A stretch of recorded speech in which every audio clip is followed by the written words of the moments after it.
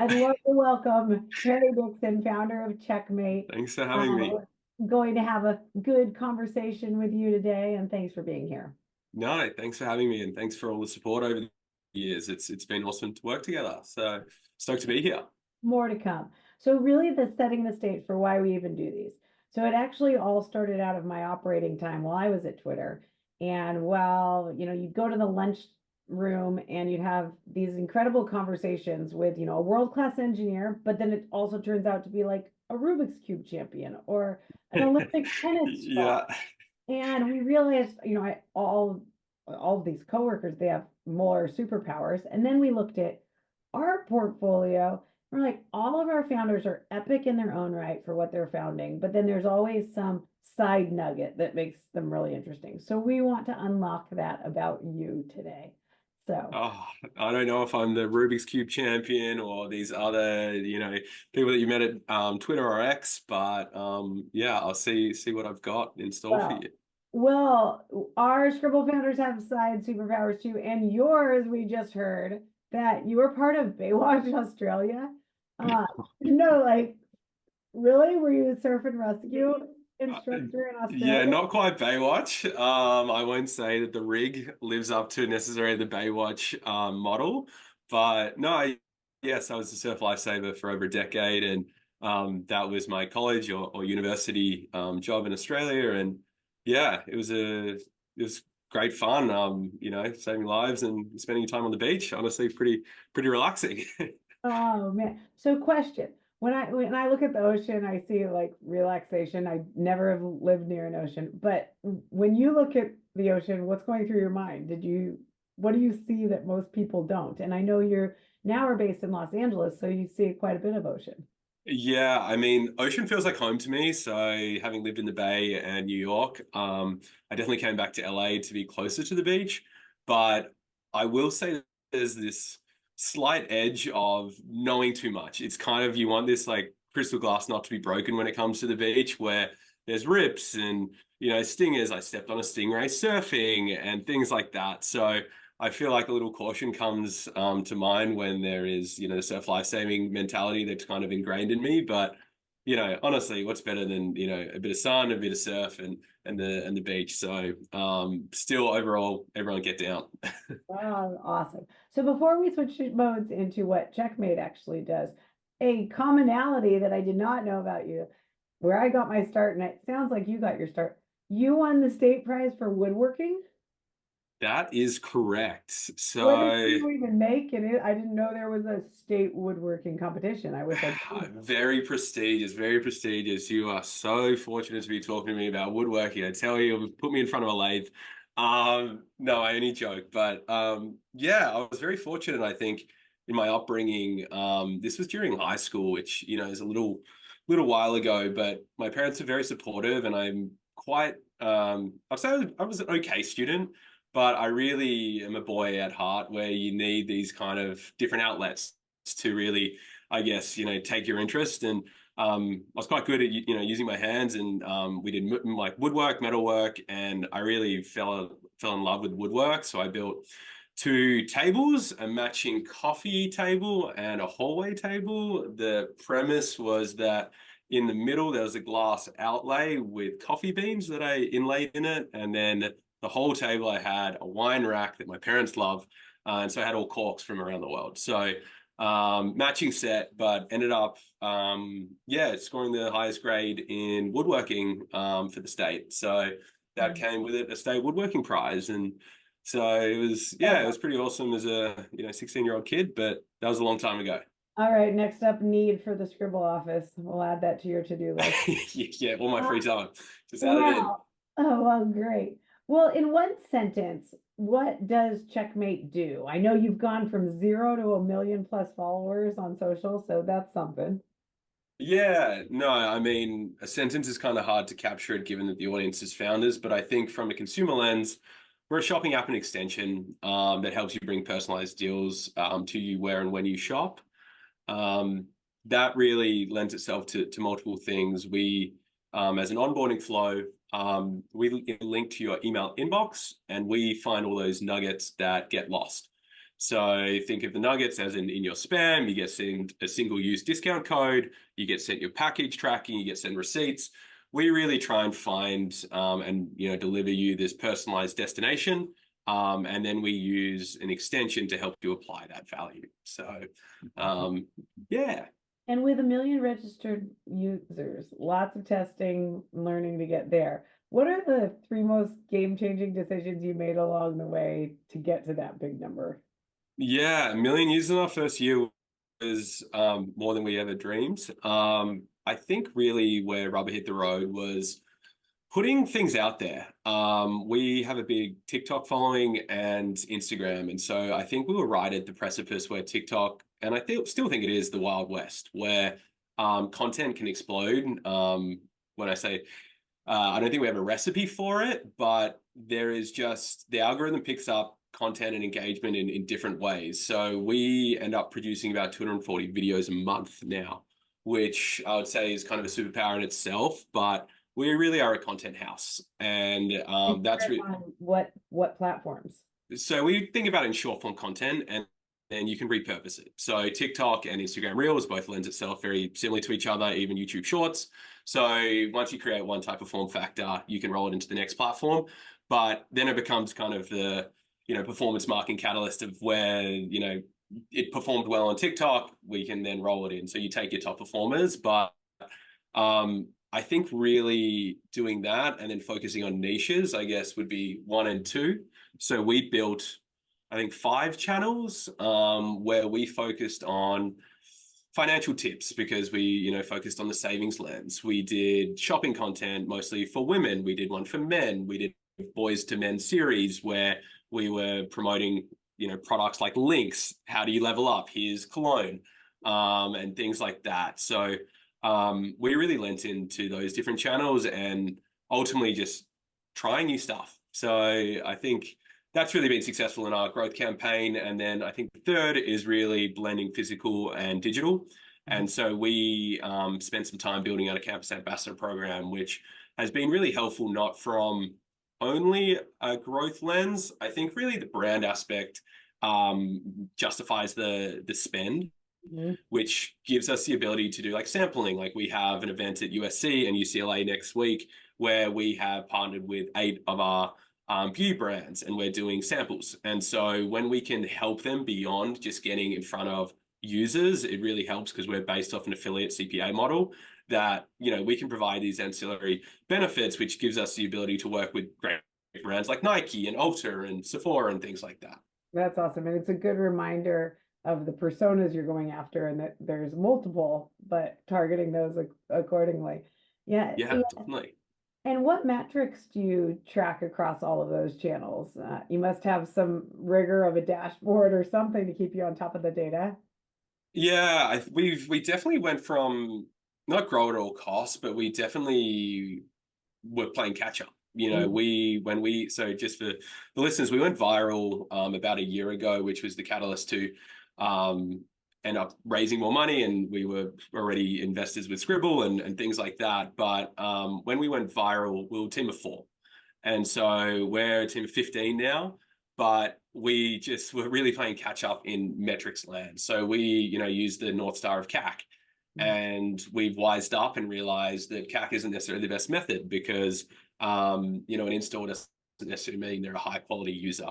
So we've really started moving towards ROAS, so return on ad spend.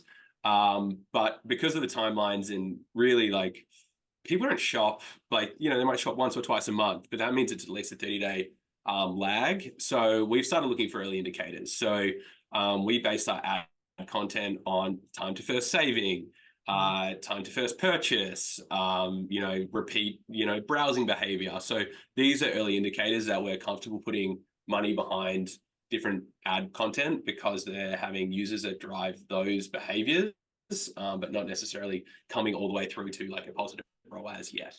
Right. That makes a ton of sense. And stacked rank, what are your highest performing social channels?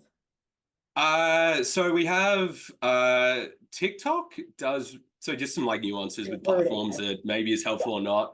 TikTok, you can break down ad level content. So they give you the attribution that you flow through to like an apps flyer or like an MMP, which is like an attribution channel, Meta aggregates everything together.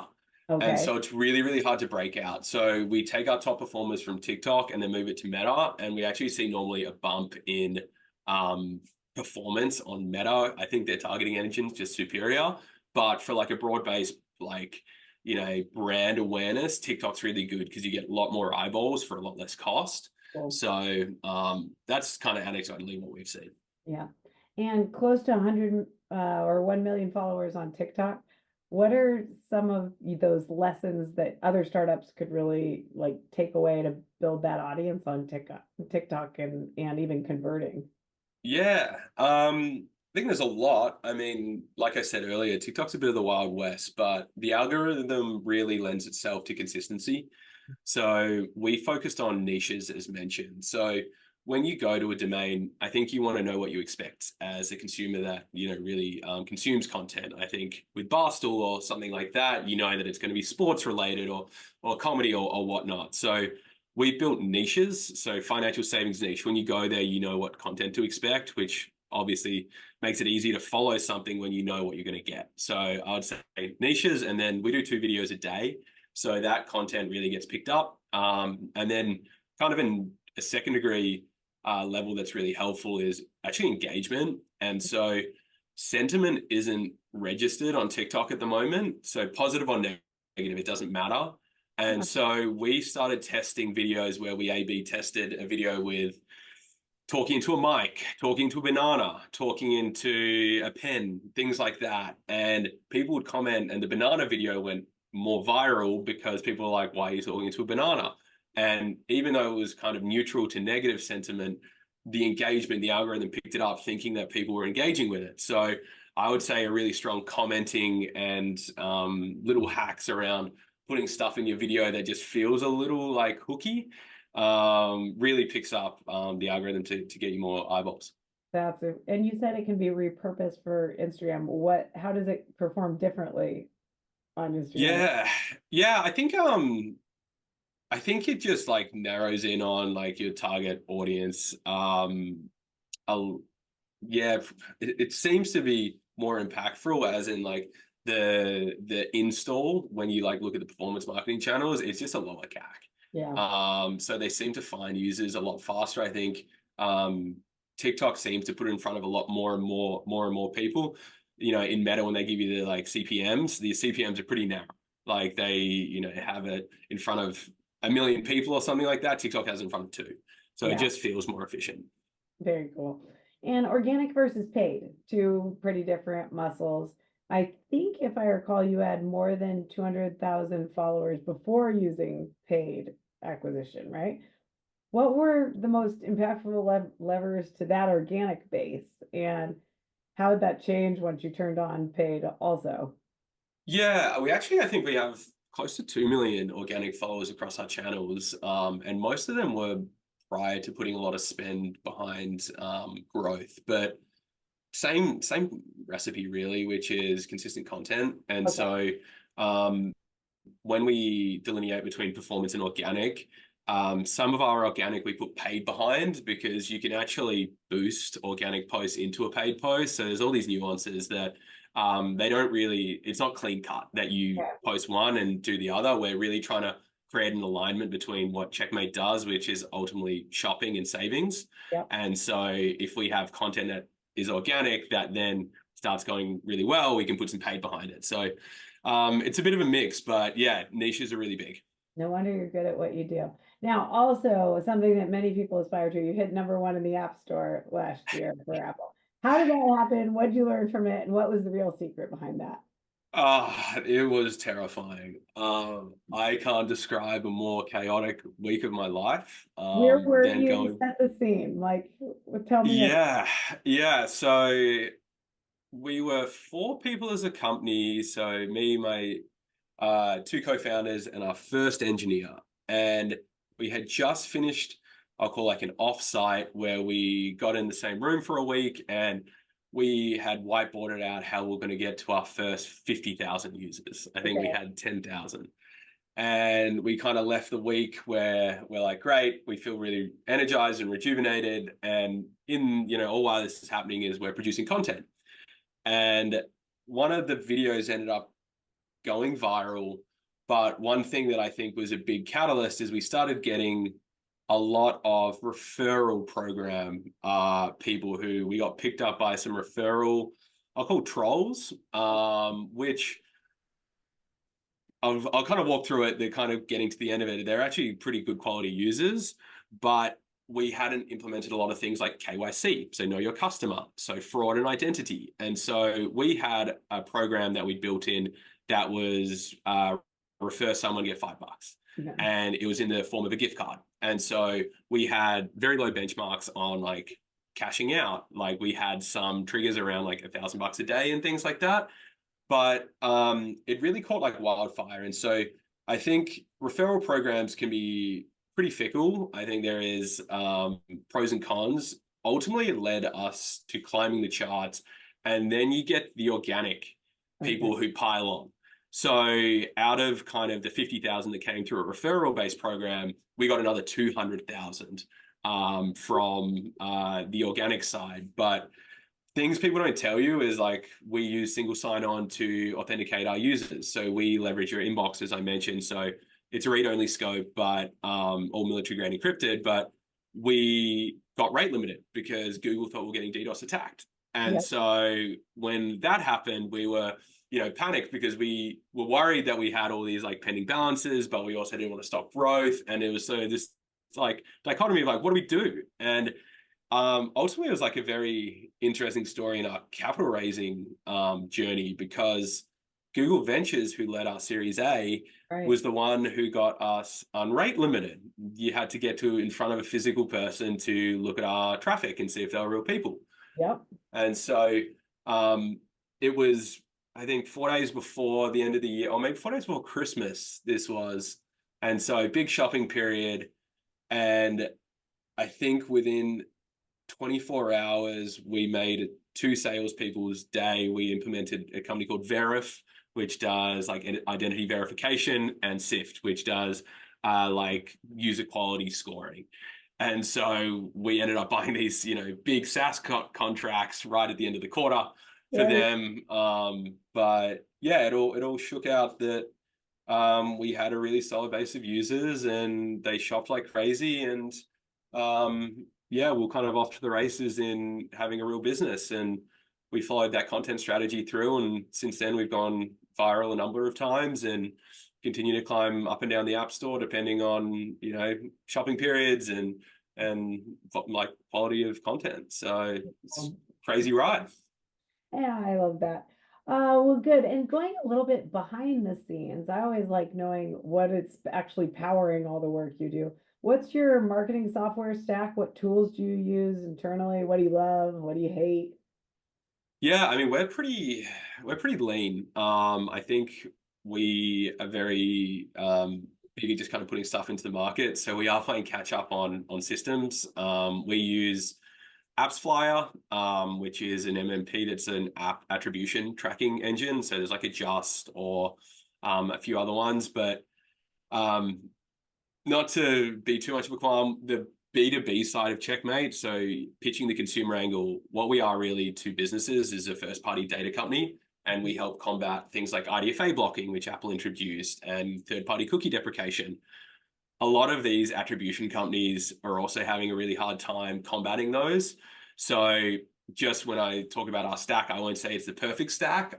It solves, a bit of a problem, but attribution is really, really hard at the moment. So we use AppsFlyer, we use Amplitude. We love Amplitude.